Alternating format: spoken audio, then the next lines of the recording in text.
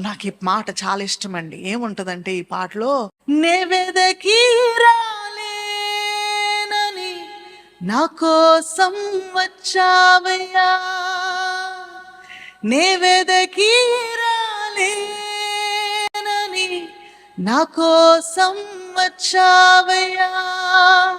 హల్లెలూయా. మనం వెదకి ఆయన దగ్గరికి వెళ్ళలేము. It's impossible. ఆలోచన చేయండి. అంధకారంలో ఉన్నవానికి ఏం తెలుస్తుంది ఏమన్నాయో? అంధకారంలో ఉన్నవానికి వెలుగంటే ఎలా తెలుస్తుంది? ఎట్టి పరిస్థితిలో కూడా నీవు నేను పరిశుద్ధుడైన దేవుని యొద్దకు, నీతిమంతుడైన దేవుని యొద్దకు, దహించు అగ్ని అయిన దేవుని యొద్దకు ఎలా వెళతాము? It is impossible.